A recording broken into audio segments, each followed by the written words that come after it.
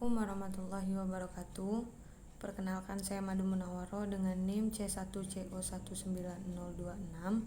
Di sini saya akan menjelaskan tentang materi akuntansi keperilakuan, yaitu aspek keperilakuan pada pengakumulasikan dan pengendalian biaya. Langsung saja ke materi pertama, yaitu biaya dengan fungsi manajemen. Pengambilan keputusan manajemen dalam penentuan kebijakan jangka pendek maupun jangka panjang memerlukan informasi biaya yang didasarkan pada perilakunya. Informasi biaya yang sistematis serta komparatif, serta biaya dan laba analitis diperlukan agar manajer dapat menetapkan target laba, menetapkan target departemental untuk menunjukkan keberhasilan atau kegagalan tertentu, mengidentifikasi dan menentukan strategi, serta memutuskan perlunya penyesuaian dan perbaikan dalam organisasi. Sistem informasi yang terintegrasi dan terkoordinasi menyediakan informasi yang dibutuhkan oleh manajer dan mengomunikasikannya dengan segera dalam bentuk yang dapat dipahami oleh pengguna informasi. Selanjutnya yaitu pola perilaku biaya. Biaya berdasarkan hubungannya dengan perubahan volume kegiatan perusahaan dikenal dengan istilah perilaku biaya. Yaitu ada 3 jenis. Biaya tetap atau fixed cost adalah biaya-biaya yang pada limit tertentu atau kapasitas tertentu totalnya tetap, meskipun volume kegiatan perusahaan tersebut berubah. Yang kedua, biaya variabel atau variable cost adalah biaya-biaya yang totalnya selalu berubah-ubah secara proporsional dengan perubahan volume kegiatan perusahaan. Yang ketiga, biaya semi variabel. Semi variable cost adalah biaya-biaya yang totalnya berubah secara proporsional sebanding dengan perusahaan volume kegiatan perusahaan. Selanjutnya yaitu biaya relevan untuk pengambilan keputusan. Jenis-jenis pengambilan keputusan. Pengambilan keputusan jika dilihat dari sisi jangka waktu yang dipengaruhi dapat digolongkan menjadi 2, yaitu pengambilan keputusan yang berkaitan dengan perencanaan jangka pendek, yaitu pengambilan keputusan di antara sebagai alternatif yang harus segera dilakukan dan bersifat jangka pendek seperti menerima atau menolak pesanan khusus, meningkatkan, mengurangi atau menghentikan produk-produk tertentu, memilih area atau daerah penjualan baru, menetapkan potongan harga, mengganti sejumlah peralatan dengan peralatan yang baru. Yang kedua, pengambilan keputusan yang berkaitan dengan perencanaan jangka panjang, seperti pengambilan keputusan mengenai penanaman modal aset tetap. Selanjutnya, pengertian dan konsep biaya relevan. Biaya relevan adalah semua biaya yang akan terpengaruh oleh suatu pengambilan keputusan, yang mana oleh karenanya biaya tersebut harus dipertimbangkan dalam aktivitas pengambilan keputusan yang akan dilakukan. Biaya relevan merupakan biaya yang terjadi pada suatu alternatif, tetapi tidak terjadi pada alternatif tindakan lainnya, dan merupakan biaya yang dapat dihindari pada suatu alternatif tindakan.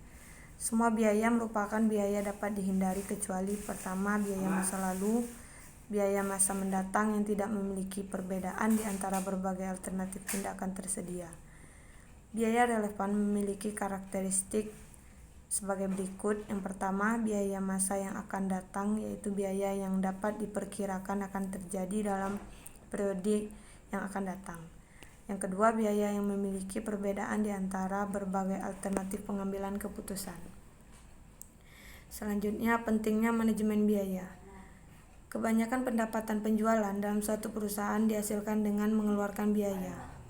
Oleh karena itu, manajemen biaya dapat dikatakan penting. Anggaran biaya dan analisis biaya adalah salah satu cara mengendalikan biaya dan mengatur biaya untuk memperbaiki laba neto. Cara lain untuk memperbaiki laba neto adalah mengurangi biaya tanpa memperdulikan konsekuensinya. Tindakan ini mungkin tidaklah bijaksana. Cara yang paling baiknya adalah dengan meninjau setiap biaya atau beban dan mengetahui kontribusinya terhadap laba neto. Salah satu cara terbaik mengatur biaya adalah dengan memahami bahwa terdapat berbagai jenis biaya. Jika suatu biaya dapat dikenali dari jenis biaya yang sedang dipertimbangkan, keputusan yang lebih baik dapat dibuat. Yang selanjutnya, perilaku biaya untuk perencanaan, pengendalian, dan pengambilan keputusan. Pertama, perencanaan. Umumnya dalam perencanaan ditentukan harga pokok produk. Rumus fungsi tersebut dijadikan sebagai dasar perhitungan untuk menetapkan standar biaya produk dan jasa yang dihasilkan. Untuk membantu manajer dalam menetapkan harga pokok produk standar, maka digunakan asumsi dalam menyederhanakan perhitungan biaya volume aktivitas. Pengendalian. Dalam kaitannya dengan pengendalian biaya, pola perilaku biaya sangat membantu manajemen untuk melakukan fungsi pengendalian dan pengawasan. Perilaku biaya memberikan informasi terkait unsur-unsur biaya yang perlu mendapatkan perhatian dalam setiap aktivitasnya. Unsur biaya ini terdiri dari kuantitas bahan yang digunakan dan harga pembelian bahan baku per unit. Dengan demikian, unsur yang dapat dikendalikan adalah penggunaan bahan baku berdasarkan standar pemakaian bahan baku yang efisien agar mampu menekan biaya controllable. Akan tetapi, pada unsur harga pembelian biasanya ditentukan oleh pasar dan berada di luar kendali manajemen, sehingga unsur ini tidak dikendalikan langsung oleh manajemen. Uncontrollable. Terkait biaya tenaga kerja, jam kerja merupakan salah satu unsur biaya yang dapat dikendalikan oleh manajemen dan berdampak pada besarnya biaya tenaga kerja. Sehingga dengan melakukan pengendalian jam kerja yang sesuai dengan standar kualitas produk atau jasa yang ditetapkan, diharapkan biaya menjadi lebih efisien. Tarif upah merupakan bagian dari kebijakan manajemen yang ditentukan berdasarkan standar gaji yang disesuaikan dengan kemampuan manajemen dan peraturan perundang-undangan. Selanjutnya, pengambilan keputusan. Pola perilaku biaya juga membantu manajemen dalam memberikan informasi yang berguna untuk pengambilan keputusan. Dengan memahami konsep biaya, berdasarkan perilaku, manajemen dapat melakukan sejumlah pengambilan keputusan strategis maupun keputusan-keputusan khusus, baik dalam jangka pendek maupun jangka panjang. Dalam pengambilan keputusan jangka pendek, kita dapat menentukan keputusan menerima atau menolak pesanan. Untuk pengambilan keputusan khusus jangka panjang, misalnya, kita dapat menentukan keputusan melanjutkan atau menghentikan produksi suatu produk dan berbagai keputusan lainnya. Tentu saja dengan mempertimbangkan penentuan kebijakan biaya tetap dan biaya variabel yang digunakan dalam menghasilkan produk dan jasa. Selanjutnya, sistem biaya tradisional versus biaya standar. Sistem biaya tradisional atau historis. Sistem biaya tradisional fokus pada identifikasi dan akumulasi biaya per unit produk atau jasa. Sistem tersebut digunakan untuk menghitung nilai persediaan data dan beban pokok penjualan atau jasa yang diberikan bagi pelaporan keuangan eksternal. Namun, sistem biaya tradisional tidak cocok untuk pengendalian manajemen yang efektif, karena akumulasi data biaya historis semata-mata tanpa perbandingan dengan sasaran biaya yang telah ditentukan sebelumnya tidak sesuai dengan konsep pengendalian kontemporer.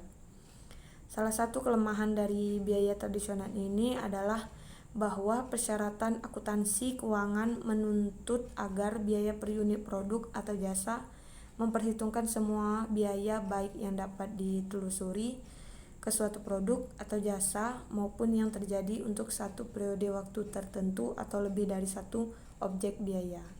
Kelemahan utama lainnya yang berkaitan dengan sistem biaya tradisional yaitu penggunaan sistem biaya tradisional untuk tujuan pengendalian adalah bahwa satu-satunya dasar untuk pengendalian adalah perbandingan kinerja saat ini dengan kinerja dari periode sebelumnya.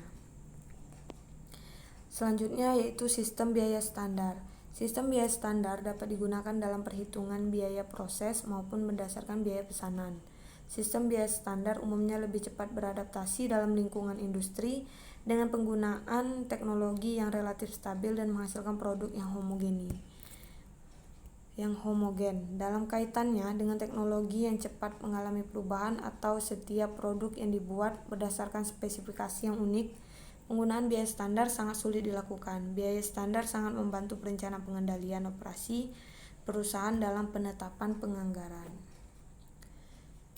Selanjutnya, pengendalian biaya.